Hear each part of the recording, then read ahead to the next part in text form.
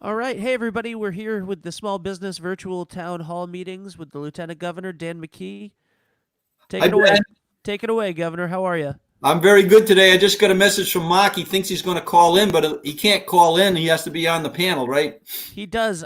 He can do it from his phone though. Oh, he So can do it from his phone. he Okay. can do it from his phone. Yeah. All right. Tell Well, him. maybe we'll I'll contact I'll him. I'll talk to Cheyenne. Okay. Thanks, Ben, our producer. And today, thank you so much for everybody joining us and those who are going to watch this broadcast after the noontime show, which we post up on our website for the Lieutenant Governor's website. Today's a very exciting day, and we've been waiting for May 8th. We've been waiting for the transition from the stay-at-home instructions that have been given by the governor and her staff, and now we're transitioning. And we're in the early stage of that transition into phase one, but we are transitioning. So we want to make sure that people know that. And so now, I've always said I've started the call, and I still think it's important to reinforce the fact that our job is not to get infected. We need to follow the rules that are put in place by the governor, the governor's office, Dr. Scott, her office, the emergency management, along with all the people that are really on the front lines. We need to keep them protected, and we need to protect ourselves so we protect our neighbors. But the economy or reopening is now a front page issue. You're starting to see it being covered in the local newspapers and the local channels. And we've been at it for several weeks, so we've had a head start on these issues that have to do with opening the economy. Today I put a little T-shirt on. It says it's a Hamilton. I don't know if everybody saw the play, but yeah, it says that one of the songs is they want to be in the room where it happens. And as a lieutenant governor, it's been difficult to get into that room, but I can tell you that this is where it happens relative to reopening our businesses and advocating for that and providing information that is really important to our businesses. So with that being said, let's move on. We got a wonderful broadcast today, not only with DLT, with Matt Weldon, and with not only that, we've got three municipal leaders. Wait till I want to introduce them very shortly, as well as our Gift It Forward program. And we have a business panel that is focusing on issues that are the issues of our day. Front page story today on fitness centers. We've already had the salons on. We're going to continue to talk about that in ways that insert the word flexible. Flexible is very important right now. We need to be safe, but we need to be flexible. And where we can be flexible, we need to do it on behalf of the small business. And if we're not being flexible, we need to be airing that publicly and making sure that the decision makers who are in the room where it happens can actually see and hear from the community that is so interested, not only the businesses, but also all the people who do business with those businesses. So let's start off the broadcast. Ben, please bring in Matt from DLT. Thanks so much for being here today. Give us a little update of what's happening in your world. Last on Tuesday, you told me we cracked the 200,000 mark in terms of applications, which is an incredible number. And again, I'm gonna. It's often thank yous are really thrown out very freely, in this world we're living in. But thank you for that extraordinary work that's going on there, Matt. Please fill us in. Thank you, Governor, and thanks again for the opportunity. Since we began doing the first calls and now these sessions, I've spoken to so many Rhode Islanders that are listening to these calls or participating on these live sessions who are grateful for the opportunity to hear the updates every time and grateful for the people that you bring into the room. So thank you. And we've been able to help most of them, and that's a good thing. And I want them to keep reaching out to me. And they can do that directly to me on my email address, which is matthew.weldon@dlt.ri.gov, or on the email address that you share as well. And I know sometimes, often your office is looping some things into me, and we're doing the best we can to be responsive. And you're right, we're over 200,000 now. In fact, as of today, we have 211,000 unemployment claims. 47,500 of those are from the new self-employed gig economy independent contractor program. How many was that, Matt? 47,500 out of the 211. Those weren't qualifiable unemployment claims prior to this, right? That's correct. Unbelievable. That's correct. Yes. And we have 20,800 TDI claims as well. So when you add up the UI and TDI, we're about 232,000 claimants. Rhode Island's workforce is about 560,000 people. pre-pandemic. So it's an incredible number. There's been a lot of stress on the men and women that work here to try to do everything they can 7 days a week to get through these claims and to be responsive. Just a couple quick updates, because I know you have other people and I'm interested to hear what they have to say. The biggest issue we're dealing with right now, you've seen in the news lately, is the issue of UI fraud. And that fraud happens all the time. It happens in every public benefit program across the country. Yep. There are bad people that do bad things, and they take advantage when the benefits become a little richer, and they are entrepreneurs in their own right, and they try to attack those systems.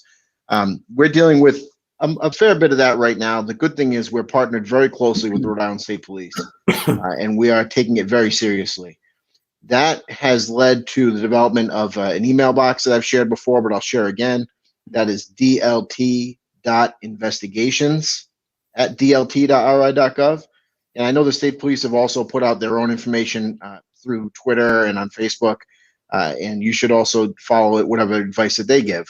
We're all working together. If it gets to one source or another, we're gonna catch it, and somebody will reach out to connect with you to tell you what resources are available and how you can be helped. We're working to investigate these matters, and we hope to bring them to a close. First of all, to protect the Rounders that we have that we're serving, and then to protect the trust fund as well, because that trust fund is there. It's made up of taxpayer contributions. The employers that are on this call or on this session pay taxes that go into that fund, and we want to make sure we protect the integrity of that fund. The other thing that's going on right now is a number of people are going to report that they did not receive a payment this week. Not everybody, and it's the great minority, but there's still a lot of people when the numbers are this high. That's because a number of banks we've had to just ask some questions about before we proceed with payments. Those require manual intervention right now, and we are handling them one at a time. By one at a time, I mean I have 100 staff working on them, and they're all handling a couple, one and the next one. It takes a few minutes because you have to ask some questions to verify that you're talking to the person that you're supposed to be talking to.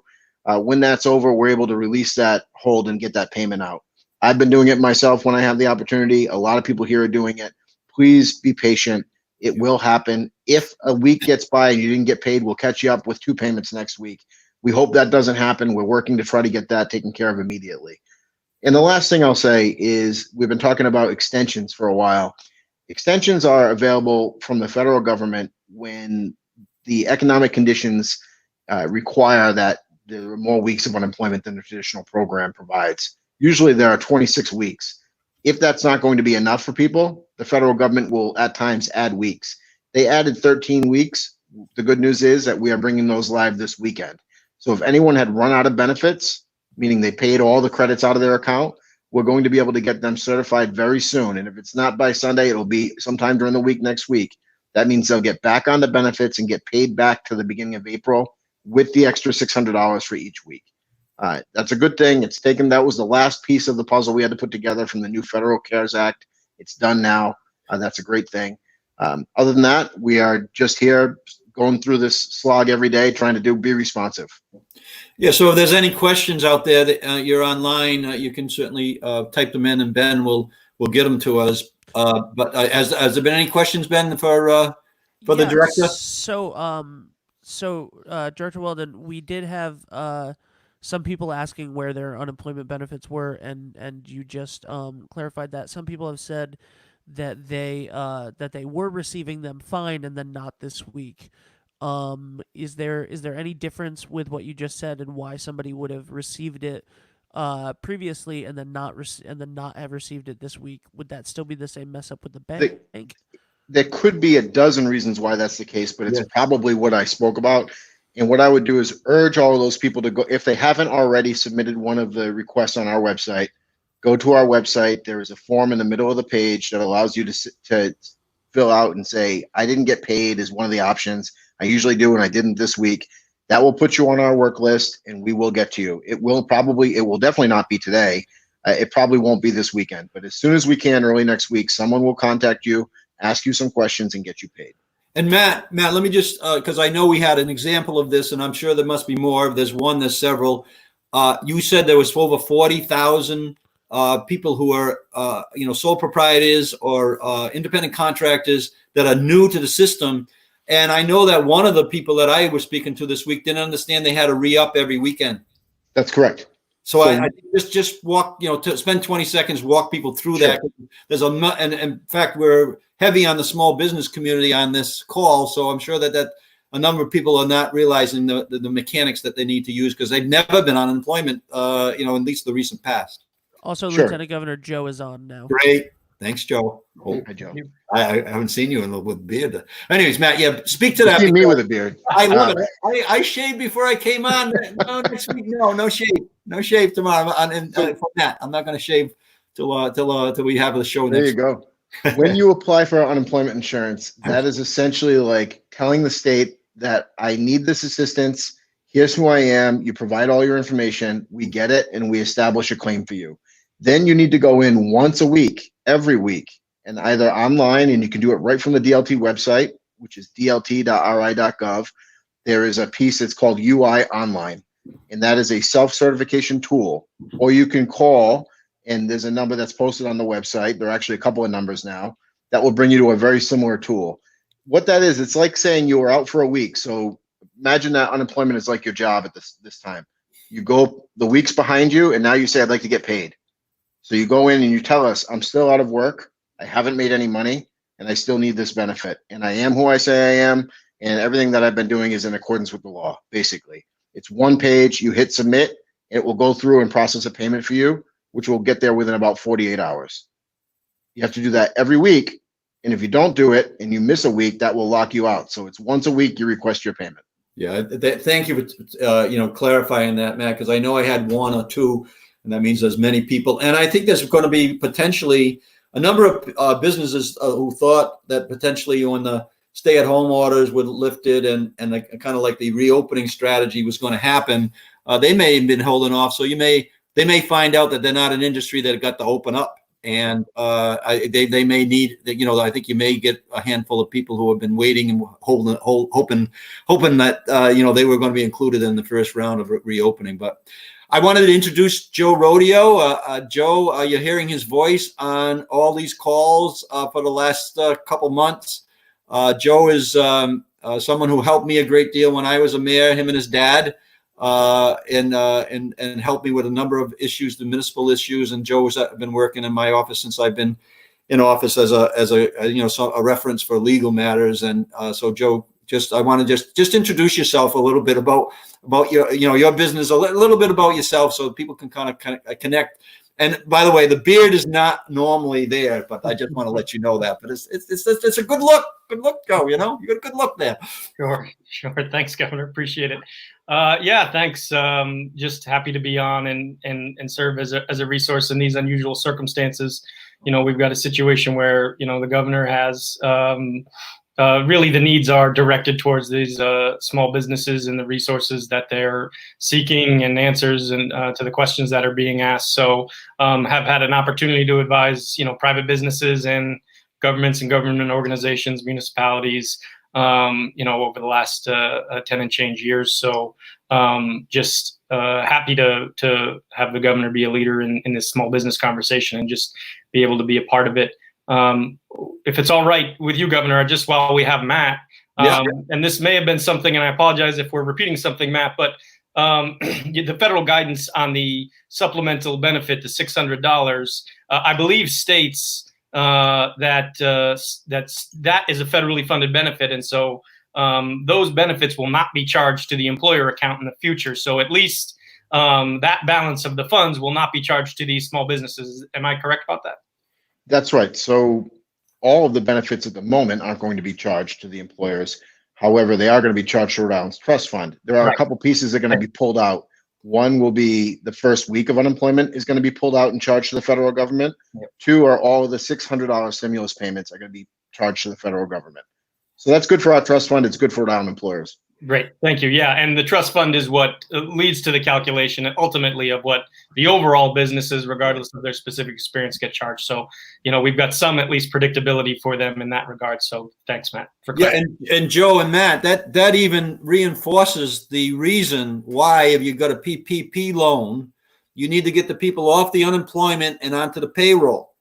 Because the more money that's spent on unemployment, if that holds true, which I hope it doesn't, I would hope that the federal government is going to restore our funds to the level they were at prior to this, this crisis. But if in fact they don't, that's more of a reason, I believe, to get people off the unemployment and onto the PPP, which is paying them their payroll. So we actually have a question about the PPP, and I don't know. Director Hayward is also in the room now, so we could. I don't know if this is Switch a Matt. question. Matt, thank you. Can you stick around just in case? Yes, of course. Stick them All out. right. Leave Joe there and have Mark come in, and that would be great. All right, Mark, if you want to turn off your video, you can. If not, I'm putting you on. All right. Hi, Director Hayward. There you go. How are you? All Good. right. I'm glad you got your golf shirt on. Pawtucket, you can play, but if you're from No, I Massachusetts, can't. you can't play. So we're can't gonna, play.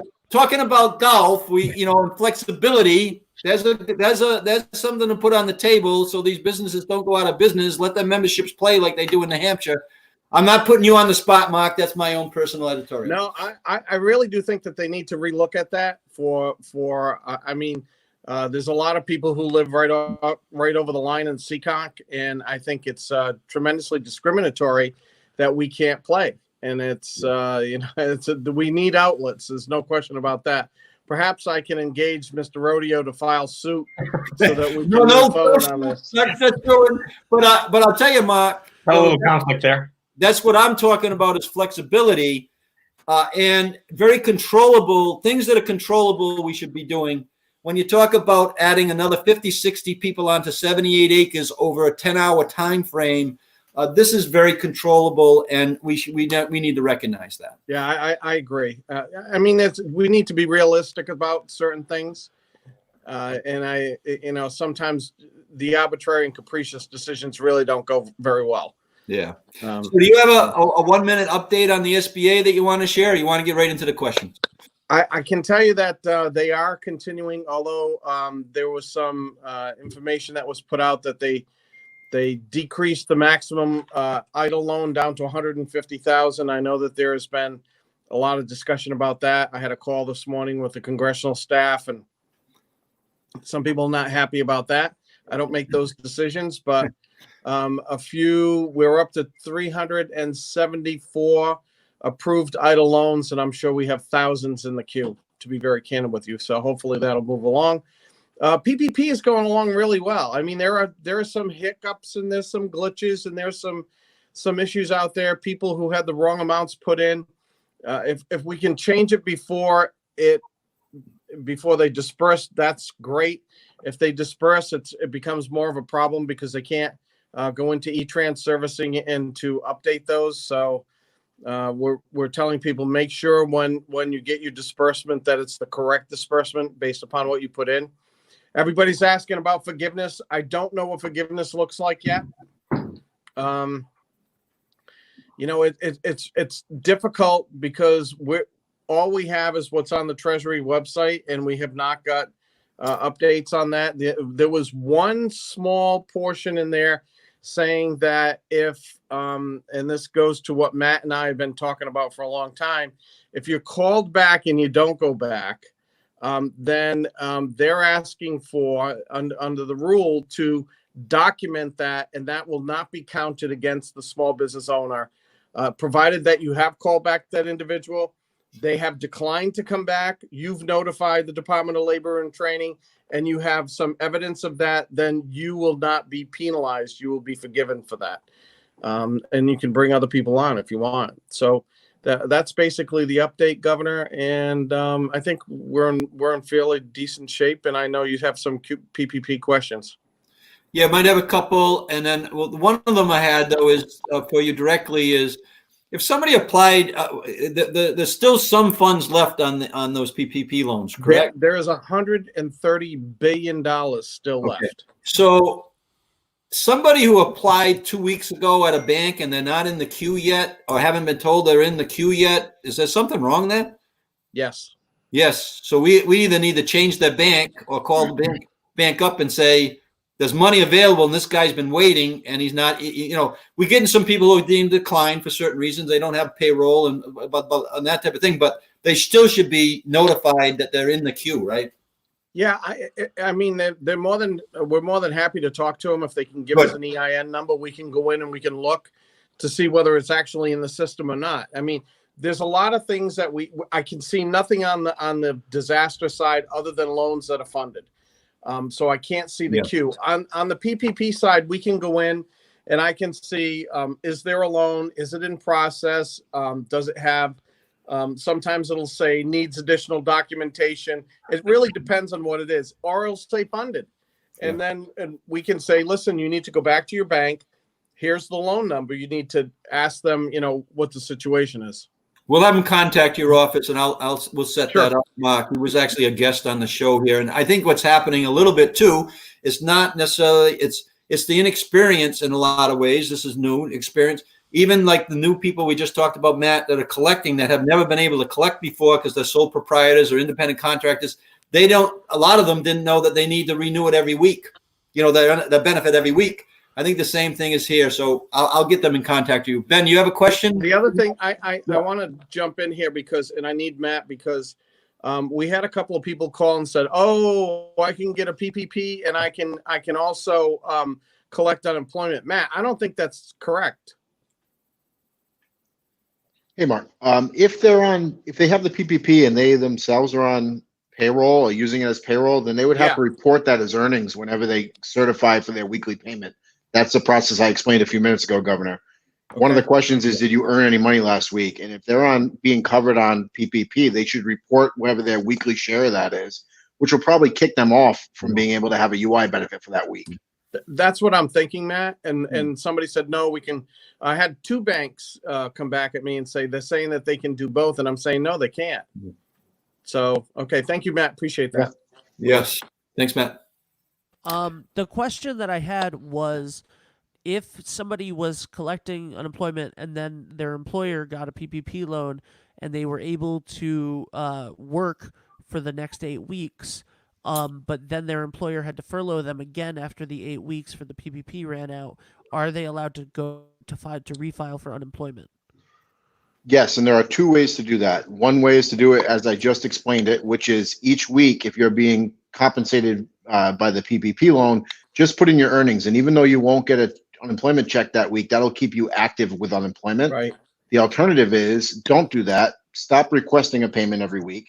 Wait till the 8 weeks are up and you go in and it's called a refile, which is not quite as heavy a lift as a regular unemployment claim. And you submit that and that'll get you back into payment status. Nice.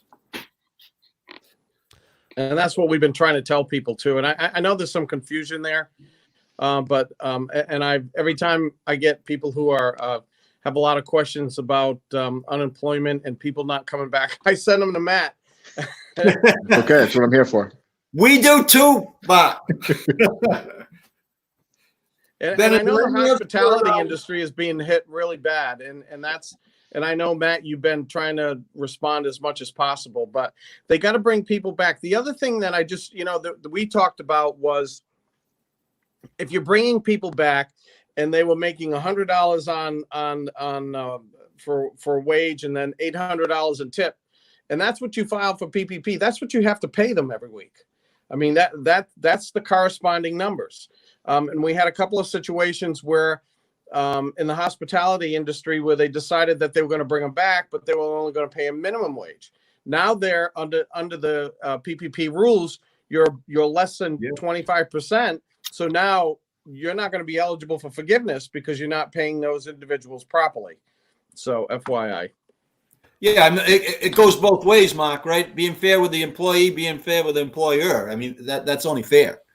And the other issue that we ran into, Governor, this week for some odd reason, and I don't know why, is we had two different businesses say, well, my employer said that I no longer have any more sick leave or annual leave, that they applied it to my PPP. And I'm saying you can't do that. No. So that's an issue that you may be hearing about as well. That one there, I think we're going to flip to the Attorney General's office. Yeah. But if you wanted to bonus out the employees that are being loyal to you and being there, you can do that out of the 25%, or you have to, can you do that in the 75%? As long as you're spending 75, again, we don't know what forgiveness guidance is going to be other than what we have right now, but it's 70, you must spend 75% on employees' wages and benefits. You must, that's the minimum. Can part of that 75% be some level of a bonus, a loyalty bonus? As long as it is on salary and benefits, yes. Okay. And like I said, at one point in time, we had a couple of individuals who were going to take the 25% and actually pay incentives to bring their people off of the unemployment rolls. Okay. Ben, one more question. Mark. I want to get to the number of the businesses that are on here so that Matt and Mark can hear them. Absolutely. But go ahead. One more question. Basically, just a question that came up is, when does the $600 run out as part of the PUI? So that's yeah. with all your unemployment programs. Yeah. Right now, 600 is attached to every unemployment payment that goes out, whether it's work share or PUA or regular unemployment. Right now, that under the CARES Act, that goes until July 31st. Okay. Thank you very much. Thanks, everybody. Stick around. Okay. We'll do. And I'm going to try to end this around 10 of. Hopefully, I got to squeeze in a little bit of stuff going on here.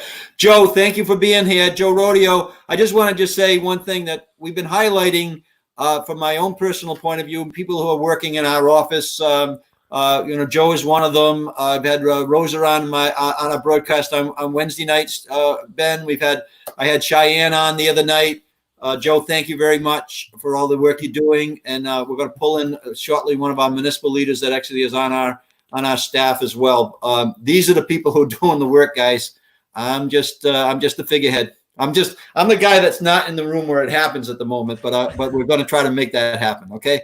So I also want to say, Lieutenant Governor, that a lot of people are asking questions. I mean, there's 200 and something people watching right now just on Facebook alone, and a lot of people have questions, and we obviously can't get to all of the questions, but Cheyenne is doing a wonderful job in the comments, answering the questions that can be easily answered, and also directing everybody that if you have a complicated question that you would like the Lieutenant Governor to answer, send an email to ltgov20@gmail.com, and she will connect you with the DLT.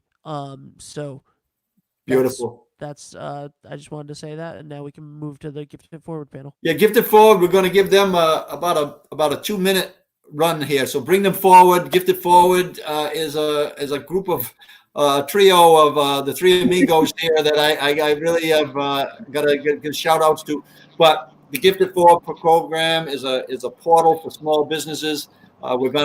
These very innovative business people themselves volunteering their time, and they're going to give you a little overview of what's happening and then what we're going to actually add to it through our office and their help. So why don't we just start off? We'll start off here with Justin and go to Chris and then go to Laurie. We'll have Laurie finish it up, maybe about a minute each, because I'm running behind and I got all these businesses I want to get in on this thing. And that's what we're here for. Yeah, absolutely. And we want to do the same. We want to get everyone to get their questions answered, which brings us to a good point. We'll leave out the stats today. Just let everybody know that the site itself is going to be developed into your hub for small businesses. So I know there's a lot of sites out there right now with the Reopen RI. I know DLT's got some stuff, but it's very hard for a business to go on and figure out what they need to do. So that's what the hub is going to do now. So the rismallbusiness.org site will do that for you. We're going to take the information from the state leaders with approval from the Lieutenant Governor's office, put it on the page itself. We'll have it broken down by an area, specialty to your business. In addition to that, we're also going to try to incorporate a chat forum so businesses can interact with one another so that you guys can all see how you're reopening your businesses as you continue on. Thanks, Justin. Chris. Yeah, so just to continue on that, one of the biggest things that we've seen as a small business owner listening to other small businesses is communication is key, making sure that the state, the governor's office and everyone is communicating directly to the business owners and specifically to certain industries. I know There's certain industries that are really questioning, how do I reopen? And reopeningri.com is a great website that Commerce has developed, and we'll centralize a lot of that information. But we want to make sure that the state hears from the small businesses as well. This is why we have this town hall that Lieutenant Governor's doing, and that's why we want to add a chat forum type feature on the rismallbusiness.org site, so that any questions and concerns that you have is heard to the state, as well as heard with one another in your industry, as you are on the ground and know exactly what the issues are, what the problems are, and we want to make sure that we're your advocate as much as possible. Thanks, Chris. Lori.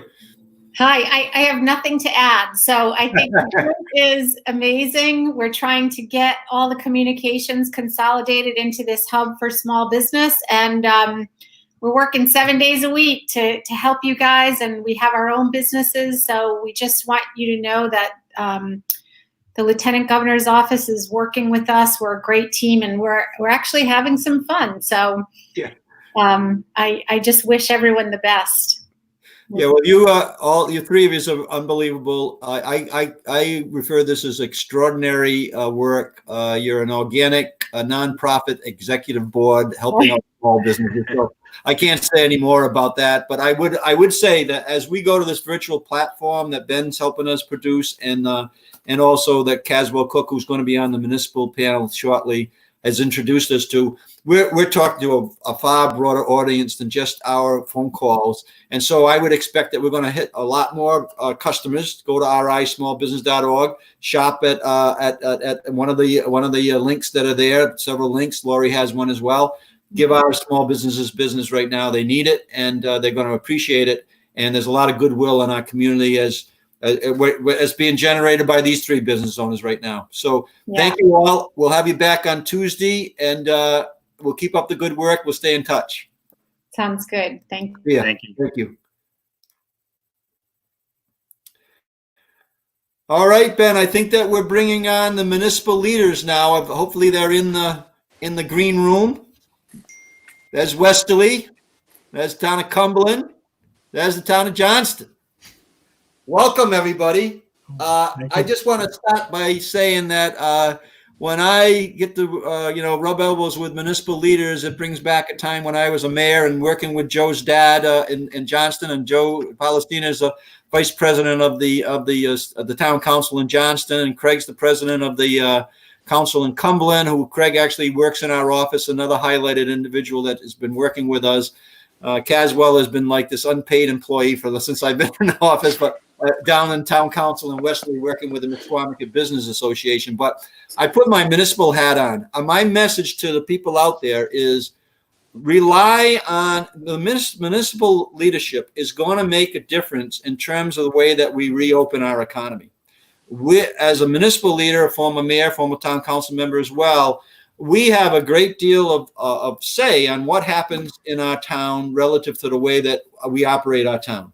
And I've been really pushing very hard that the state and the municipalities are going to play a major role in being flexible, finding ways to be flexible for our small businesses. And I would just want to say one other thing is that the people who are out there listening right now, this is the time to call your elected officials and telling them that, what's going on. If you go to a business and you support a business and you know that they're suffering, need to call your general assembly members, need to call your council members, need to call your mayors and your town managers and let them know that this is something that's very important to you. Unless you do that, it is not going to register. And then what happens is that we, as policymakers, we do listen to the people who talk to us, and you need to talk to them. So anyways, with that being said, I'm going to start with Joe, go to Craig, end up with Kaz. Joe, tell us what is happening in Johnston, and one of the reasons I asked you to come on is I know you're starting to think about reopening and how you're going to help your small businesses. So the floor is yours, and thank you so much for being here. Yeah, well, thank you, Governor, for having me. And I just wanted to discuss a little bit about an ordinance that I'm going to be proposing at next Monday's council meeting. So what it does, it grants, it's an emergency ordinance, and it grants a license to all restaurants in the town of Johnston in Mass to serve food and liquor outside. So I was thinking, I've talked to a few restaurant owners, and a few of those owners have come into town hall to apply for those patio licenses. So I thought, due to the emergency circumstances and the dire financial straits these restaurants are in, it would be more beneficial to grant the license en masse. And I think it really has a twofold benefit. So first, it allows restaurants, when they are allowed to immediately open upon the governor, I believe she said it was the latter part of phase 1, she's going to be allowing takeout and outside dining. And since municipalities are the licensing authority, which can permit these outside food service industries, I thought it would be very beneficial to grant this license to every restaurant in the town. And additionally, when restaurants are able to reopen for dine-in, I believe the governor on one of her slides said they'd be at a 25% capacity. So what this does, it has additional seats for these restaurants. So they'll have that 25 capacity inside. And then with this ordinance, they can set up tables outside. So that gives a little bit of a bolster to their capacity. And I also thought it would be helpful for patrons as well, who may feel more comfortable eating outside than inside. And just overall, I spoke to a fire official, I spoke to the police chief, and we felt that we're the right size to be doing, a right size municipality to be doing an ordinance like this, because it's a lot easier for us to grant this broad license to all the restaurants. And then if there are any outliers that affect, the quality of life of residents, or if there's any nuisances, what we'll do is we can shut them down temporarily, and then we'll have our normal process where they'll come before the council at the next meeting during a show cause hearing, and then the town council can make a determination on whether or not they'll stay open or we have to shut them down. So it basically just eliminates red tape, and it helps expedite a process for all these restaurant owners that are really hurting right now. Well, you've come a long way, Joe, since I saw you water skiing on the pond. Yeah. And with the law degree and everything else, we're proud of you, and proud of your leadership, in terms of providing this for the small business community. I really do think that the flexibility issue is very important. I was on the phone with the Thayer Street and Providence Association along with the Federal Hill Association yesterday, and they're really calling and asking for as much help as we can. And on these extraordinary permitting, I hope there's no fees and everything else associated with it. No, the fees are waived, actually. So fees are waived. Yeah, there you go. And that's the leadership that we want to hear throughout all the municipalities, quite frankly, wherever they have that flexibility. Let's err on the side of the small business person, which is going to be good for our economy. And it's going to be good for the municipality because we rely on a lot of the revenue that they generate and also the tax revenue that they generate. So thank you for that. Stick around a little bit just in case we have get back to you. But thank you, Joe. Craig Dwyer. Craig. Good afternoon, Governor. Yeah. So also, whatever. I'll tell you, the president of the council again in Cumberland. I said, it's time for you to get off that council. But anyways, I'm glad you're here. We're former small business owner, Greg, and tell us what you're doing in Cumberland. Well, right now we've got proposed for tonight's agenda. It should have been Wednesday. We just had a little problem with the advertisement. But tonight's agenda, we have a resolution which ratifies the mayor's executive order, which is very similar to the one in Johnston, allows restaurants to do outdoor serving up to 100% capacity of their normal indoor capacity. The only requirements at this point is that you have to, if you don't own the property, you have to get a letter of approval from the owner of the property.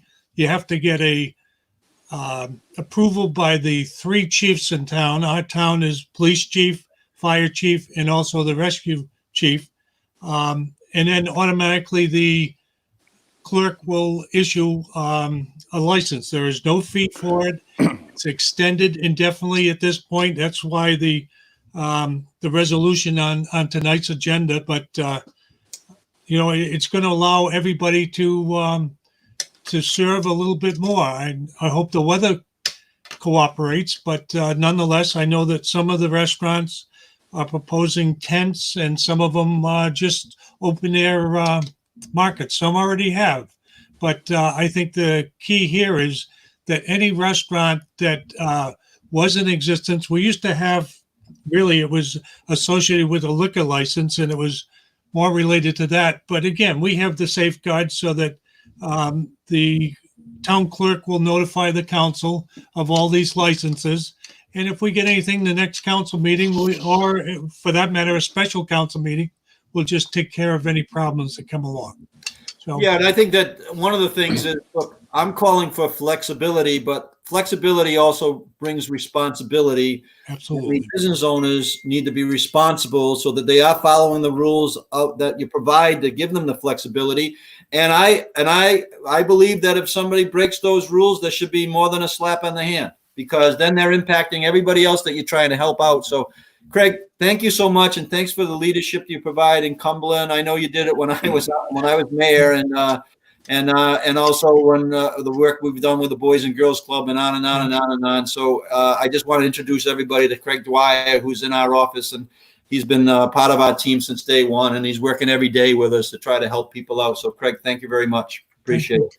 Caswell, tell us what's happening down in Wesley. Oh my God, I want to talk to you about a couple of phone calls I've had with the people who are holding hotels and everything else. Oh my God. But tell us what you're doing first on the council, then we'll get the Musqueamicut Business Association issue. We got about 2 more minutes, and I want to bring on the next batch of business owners. But go ahead, Kaz. Well, Lieutenant Dan, as I call you. Wesley, on Monday, we're doing pretty much the same thing that Craig and Joe just mentioned. We're trying to just, allow when we don't want. Here's what I don't want. It's hard enough for business owners, and I don't want them to get attitude when they go to the clerk's office. And I don't mean that as any disrespect to our clerk's office, but I don't want them to be told, which is usually the case with local government, this is why you can't do it, or you have to go do this, or you have to run around and get 10 different people to sign something. I just want them to drop all that. I think our town manager is just, he issues executive orders now, which in this time you have to do it. Just look, if the governor says you can have outdoor dining, we don't want to have them go through another layer of red tape in Westerly. So just have outdoor dining. I mean, we're up against it. Memorial Day weekend's coming, and Westerly is a beach economy. I mean, we rely on Watch Hill and Musqueamicut Beach and all these hotels we have, restaurants.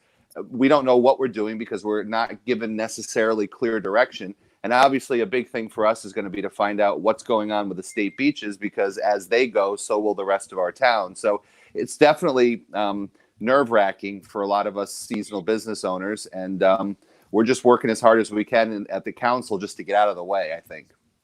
Yeah, and Kaz, thank you so much for your leadership over the years. I mean, you've embraced me, my office, and my family down there in Westerly, and we were very involved with groups of municipal leaders when I was a mayor, with Steve Hoffman when he was the town manager down there. And so thank you for doing that. But I think you're also bringing a lot of value to the table as a business owner yourself. And I think that's really important. And I'll tell you one thing, when I was a mayor, we really created this very organic group of municipal leaders. I'd love to see that get a shot in the arm again. And if we can't do it through our mayors, then let's do it through our council members, because you guys are just as, certainly are very important leaders in our community. So maybe we could figure out a way to do that. And I'd be happy to help with that as well, because there's real value with sharing stories. Each of your ordinances are going to get a little stronger because you shared that information today. And then we're going to be able to go back into the councils because they're going to be able to help these small businesses. And the last piece of, piece of advice I would give you is right now is, as municipalities, I believe, should be getting all the credit they can possibly find. We use tax anticipation notes in our town. The collection rates might be pretty good today, but who knows what's going to happen down in the second, third, and fourth quarters and beyond, depending on what happens. Go and get as much tax anticipation money as we can. Have the General Assembly come in and give you an exemption instead of having to pay it at the end of every fiscal year you borrow it in. Let's make that like a 3-year time frame or something like that, so that you have a real line of credit that you can use. And you're going to be able to help businesses with that. If, say, you needed to have $10,000 not in your budget, borrow it. Because right now, money is not the main thing right now. It's creating a safe nature to what we're doing healthy wise, but also creating safety and health in our businesses. So I thank each and every one of you for doing it. We're going to have you back. And I wanted to make sure that we bring in elected officials to every one of our sessions because of how important our elected officials are. We've had our congressional leaders. We've had our reps, some senators now. And the only one we haven't had is the mayors. They're not answering my phone call. I'm going to give your dad a message that I need to have him on here. All right. Yeah, that should be interesting. Get him on the computer. I know that. Ben, do you have something you want to add in? No, thank you for, we haven't gotten any really questions specifically for the municipalities, except for, that everybody should call their state reps, which is a great comment. But I'm going to, say goodbye to everybody so that we can get the next group of panelists off. Yes. Or on. So thank you guys so much. Don't come back into the studio when I kick you off right now, but you were amazing. I just needed to buy a second, and I'm going to keep Caswell on because he can answer a question that we did have that was not related to this, which was not that question. Rochelle, here we go. Can these RI Small Business podcasts be reposted on personal Facebook pages and podcast sites? I would really like to spread the information around. Yes. So Caswell is going to help me answer this question because we had a meeting. I had a meeting with the Gift It Forward panel and your team, Andrea and Shay, yesterday. If anybody wants to rebroadcast this, so if you have a business page that you want to put this on live streaming, if you have a chamber, we have the Ocean Community Chamber. We talked to the North Kingstown Chamber of Commerce on here last Tuesday. Any of those things, we can do that. We have the YouTube links, the Vimeo links, the Periscope, Twitter links, the Facebook links, all of that stuff generated a few days beforehand, so we can get all of that stuff up and ready to go for you. Just send us a link, email Cheyenne, or you can contact Caswell, because any of the small businesses that are on any of this stuff, we can get you live streaming, and we can do all of that stuff with our team that's producing these shows for you. So I'm just doing that. This is a shameless plug, Lieutenant Dan, for our company. I'm literally waiting for. There isn't a company. Caswell keeps trying to make it a company. It's not a company. But I'm waiting for Adam, Brian, Judah, Ryan. Okay, we're all set. So if you have any questions for how to get this show on your business page or your infrastructures page or your commerce page, do that. And if you want your business to be able to do this stuff, if there's any way that we can help your small business, call Caswell. Call me. Beautiful. Thanks. And Ben, thank you. And I put you into this umbrella of people who are really helping up and stepping up and doing things extraordinary right now in this time frame. So thank you for doing that. Thank you very much. Yes. Oh my God, I got another Cumberland guy on. This is cool. Buddy, how you doing? All right, we're doing pretty good. So we're kind of up against the clock, but I think we got enough time. We got enough time to give everybody a couple minutes to kind of give an overview. I'll kind of introduce you, and I'm going to tell you that unless we actually share this information out, we're not going to get the voice we need to provide the flexibility that I believe that we can provide to our businesses, quicker than it's happening. And so sharing this information out is very important. And also, voicing your thoughts on things is very important, and that's what we're trying to do. So let's just get into it. We're going to start with the fitness, and then we're going to end up with the beer. And I'll end up with my buddy Ryan Bissett, who I years ago actually we bumped into each other a little bit when he was a young kid, when our kids were growing up, playing a little basketball down at the Boys and Girls Club. But anyways, Adam, please just give an overview. It's repetitive to me and you, but it's not repetitive to the audience that we're addressing right now, which is the governor's office, our General Assembly members, our congressional leaders, our local council people. Go ahead, Adam. Yeah, absolutely. And thanks, Dan. It's good to see you again. So I'm here basically on behalf of my business, but other small gyms like us. We run literally a mom and pop gym. So we are small group and private training. And what we are looking to have happen, hopefully, is move the conversation forward about us small, locally owned businesses that deal with people on a one-to-one level, kind of being separated from, the big box gyms or the large Planet Fitnesses and things like that might not have the kind of flexibility, as you say, to be able to meet the demand. So What we want to try to do is just advance the conversation and hopefully be included in it, and just basically let the state and local leaders know that we are ready to hopefully be included in phase 2 and be able to lead the charge there with a comprehensive plan for keeping everybody safe and doing this effectively. So, Adam, you're making a very good point. Not every business in the same category is the same, and so fitness industry, which I was in that business for well over 30 years, racquetball, and then converting into all the other multi-purpose strategies that had to happen to keep us in business. So the point that you're making is really an important one. There's not a cookie cutter for gyms, so we make sure that the flexibility, potentially, some are one-on-one personal training strategies, some aren't. We're the ones that are. Let's be flexible if we can initially. So your point is very well taken, Adam, and I appreciate it very much that you're kind of coming out and speaking on it. Go ahead, finish my sentence for me. No, thank you. I think that, and you obviously have a history, the types of things that we do. I wouldn't assume that, all the state and local leaders are familiar with the differences between different types of gyms. And, we don't assume that they know this stuff. What we want to try to do is educate folks and, see the difference between, again, these small, locally owned places that are, we're literally a wide open space, right? That, as opposed to, you think of a gym, you might think, cardio equipment close to each other, people sweating close, like it's literally 7,000 square feet of open space, right? We say we don't use machines, the people are the machines, and everything is under the supervision of a coach. We work in, again, very closely with folks, not physically though, right? We don't need to be near them. But again, we just want to be able to have the opportunity to let the leadership know, or really educate them as much as we can on our industry, which represents a lot of folks, not just that work, but also that patronize these businesses that are suffering because they can't go to the gym and keep their daily routine.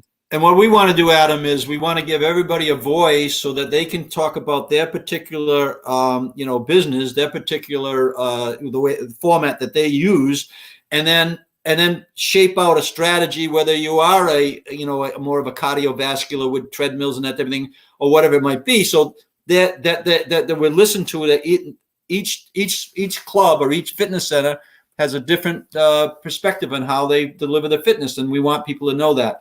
Judah, thank you for being here again. And I know you're on Wednesday night. We're on a call early in the week, so I'll have to come down and have a workout at your places when the time's right.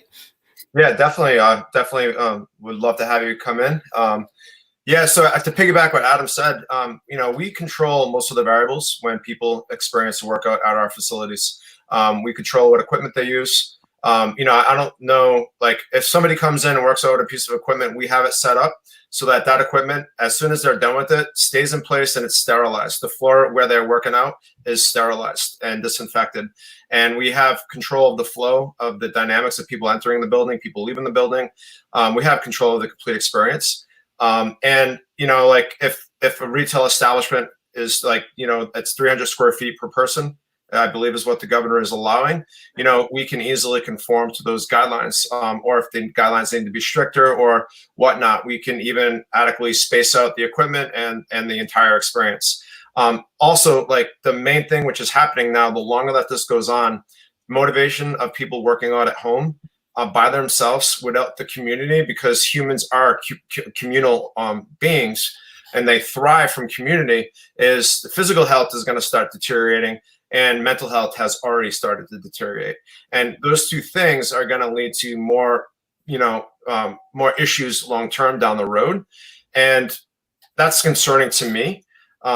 We're mental and physical health workers, as well as just being small business owners, as well as operating a gym. So we kind of do it all. We're frontline workers, and we want to be part of the solution and part of that discussion in terms of like what needs to be done for us to open up. And, Adam and I represent like this whole wide spectrum. We're both CrossFit gyms, but we're talking about more than just CrossFit. We're talking about all these boutique style gyms where it's a very personalized experience. Like I know each and every one of my members by name, and I know a lot more about them than just their names. If you go to a Planet Fitness, or if you go to one of the bigger box gyms, or even if you go to Walmart and you see the 100 people shopping there at one time, nobody knows each other's name. That's not the case in our gyms. We have a very controlled environment. Like, we know who's coming to class. We know who's been in class. We have all the variables covered. So and you have a membership. You deal with a membership. You have records. You know when people are in there. I know that you have the ability to you really tell how many people are in there at any given moment in time, and those records actually show that. So Judith, I just want to thank you for. I think this is a process that we need to continue. And we need to make an impression, and you're doing it well. On behalf of a number of the fitness owners, we'll have other fitness owners on. We've had the yoga studios on Tuesday talking about their what they provide. And May is Mental Health Month, so let's make some real progress on flexibility for our the people who are doing fitness in the state. Stick around a little bit. I want to go to Ryan. Ryan, tell us, we talked a little bit through texting this weekend, or through Andrea, and it sounds like we might have helped solve a problem, right? That you had. So just give a little overview of your business and the type of things that you're asking for, and one of the flexible things that we were able to get announced, I think, on yesterday's call, right? Yep. So I'm located in the Arcade. We're a small farm-to-table craft beer restaurant. I would say about 33% of our sales were draft beer when we closed. The canned sales were great, which happened pretty quickly. But what had happened was it made us buy more beer when we were sitting on probably 20 to 40 kegs of draft beer that we could have sold that we already paid for. So we were kind of like waiting for our return on our investment almost. When the canned beer is passed, I think we bought probably roughly 50 to 70 more cases of beer. So all it did for restaurants is kind of made them go out and purchase more canned beer when they already had draft beer sitting inside their restaurants. I think yesterday when it was passed, it was 144 ounces, where we have a 20 tap system, and we run mostly logs, 6 fills of kegs. So they're about 680 ounces of beer. So you can see, like, if you times that by 30 or 40, you can see we're sitting on a good amount, of draft beer. I think. Oop, just lost Ryan, but I'll tell you, I'll finish his point. Is that we just need to be flexible with our businesses, and I want the fitness centers to be a fan of Ryan's business. I want Ryan to be a fan of the farmhouses, farmers, and across the board here, we really need to make sure that we are really cheering for one another. And when a victory happens, whether it's in the fitness business, Adam or Judah, or not, or whether it's another one, we just got stronger as an economy, and which allows people to do business with us, right? I mean, the more businesses out there, the more people have money in their pockets to spend elsewhere, and that's what we need to do. Brian, can you hear me, Brian? Yeah, I can hear you all right. All right, good. We just got a quick minute. You might want to weigh in on the issues that Ryan was talking about, Brian, and then just tell us what that we're working on in your office. I think is an event for the healthy brewers and the music venues that are being impacted with a concert that's going to happen on I think June 20th. We're doing everything we can to try to help this segment of the economy here. You alluded to it a moment ago, but there's this whole other category of businesses impacted by restaurants being closed, right? Which is the restaurants' suppliers themselves. So we're a beer wholesaler. We buy beer from local breweries like Proclamation and Shades On and Long Live, and we help market it and sell it to folks like Ryan and to package stores. And about half of our business was in kegs, before the crisis. So all of that goes away basically overnight. We sit with $25,000 worth of kegs in the warehouse, or probably more than that. It's probably like $65,000 worth, and there's nowhere they can go until something like this gets passed. So it passed in Massachusetts, over a month ago, and it's been really helpful up there. Sort of a lifeline for bars up there, and it's been helpful to us down here.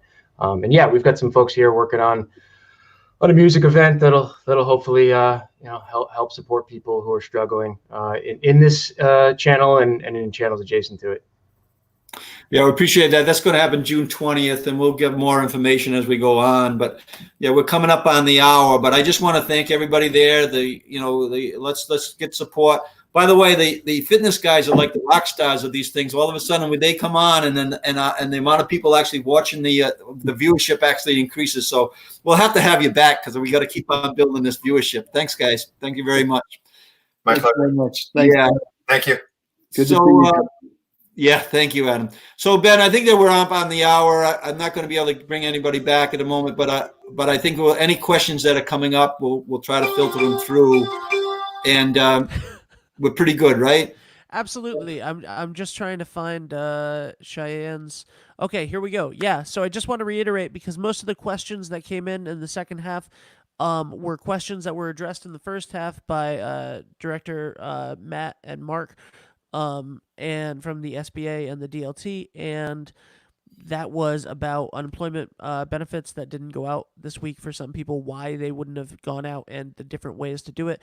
And if your question was a little bit more involved and complicated, or you just seemed like you can't get any answers, send an email to this email right down here, and Cheyenne will follow up from the Lieutenant Governor's office.